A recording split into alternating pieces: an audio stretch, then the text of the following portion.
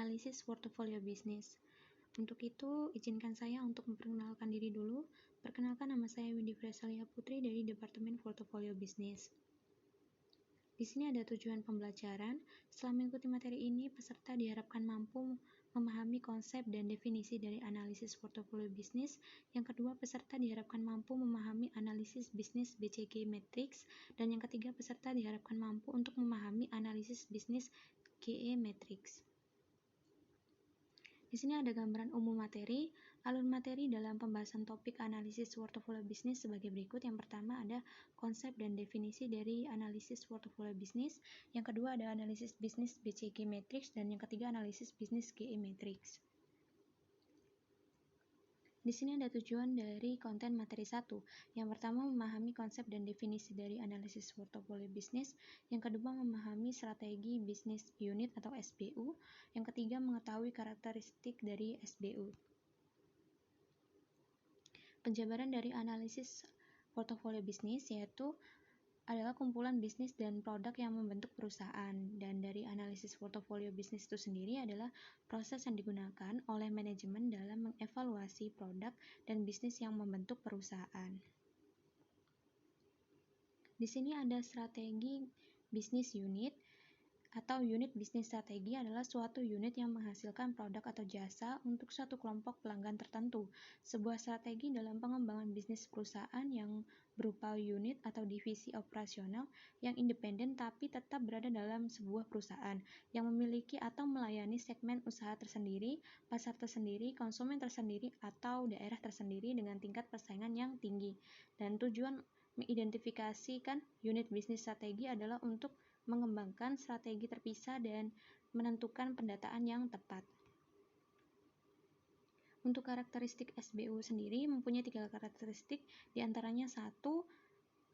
SBU adalah satu bisnis tunggal atau kumpulan bisnis yang berhubungan yang dapat direncanakan secara terpisah dari bagian perusahaan lainnya.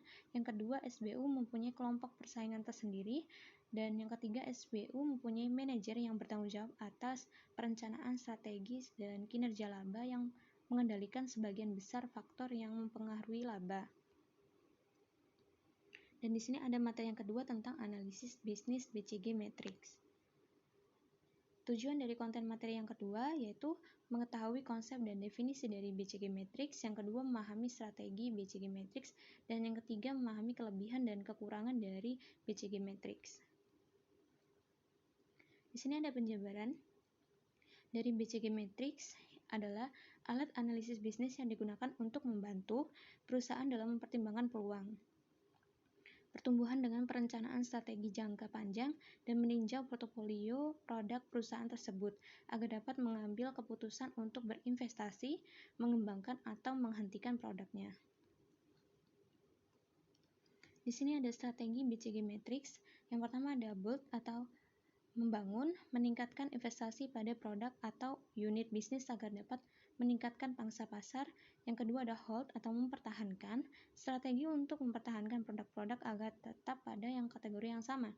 Yang ketiga ada menanam, strategi untuk mengurangi investasi dan mencoba untuk mendapatkan uang tunai atau cash semaksimum mungkin dari produk atau meningkatkan profitabilitas secara keseluruhan.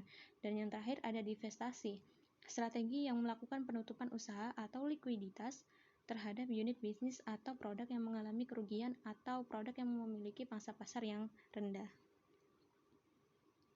Di sini ada gambaran strategi yang telah dijelaskan tadi tentang hold, build, harvest, dan divest. Lalu di sini ada kelebihan dan kekurangan dari BCG Matrix. Yang pertama tentang kelebihannya.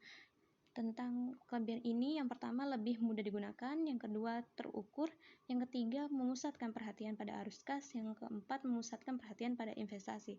Lalu untuk kekurangan itu sendiri, yang pertama hanya memakai 2 dimensi, yang kedua hubungan pangsa pasar dan profitabilitas tidak kuat, yang ketiga tingkat pertumbuhan hanya faktor daya tarik industri, yang keempat sangat bergantung pada luasnya definisi pasar, dan yang terakhir terlalu sederhana. Nah, di sini ada materi yang ketiga tentang analisis bisnis GE Matrix. Tujuan dari konten materi ketiga yaitu mengetahui konsep dan definisi dari GE Matrix, yang kedua memahami strategi GE Matrix, dan yang ketiga memahami kelebihan dan kekurangan dari GE Matrix.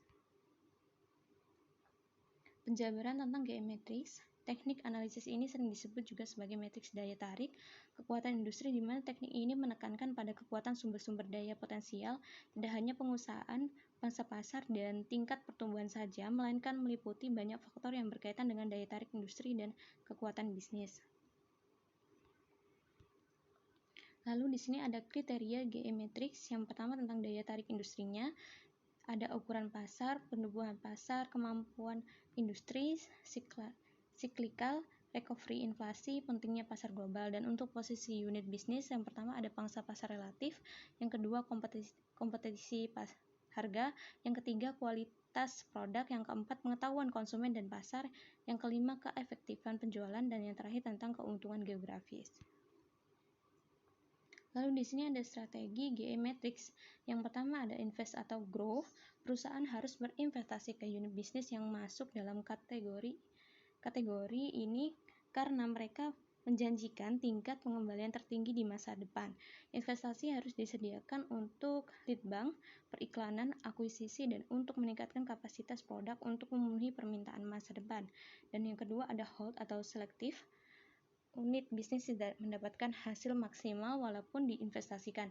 Jadi harus selektif dalam melakukan investasi, menunggu atau menahan unit bisnis untuk melihat apakah lingkungan pasar berubah atau jika unit bisnis memperoleh kepentingan pasar dibandingkan dengan yang lainnya. Lalu yang ketiga ada divest atau harvest. Harvest memanen bisnis yang lemah dan menginvestasikan kembali uang yang masuk ke unit bisnis yang sedang dalam pertumbuhan.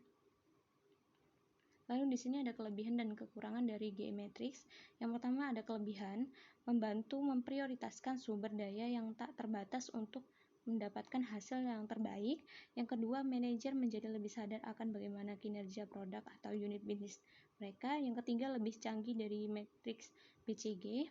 Dan yang terakhir ada dapat mengidentifikasi langkah strategi yang perlu dilakukan perusahaan untuk meningkatkan kinerja portofolio bisnisnya. Dan untuk kekurangannya, yang pertama ada membutuhkan seorang konsultan atau orang yang sangat berpengalaman untuk menentukan daya tarik dan kekuatan bisnis industri seakurat mungkin. Yang kedua, mahal untuk dilakukan. Dan yang terakhir, tidak memperhitungkan sinergi yang bisa ada antara dua atau unit bisnis.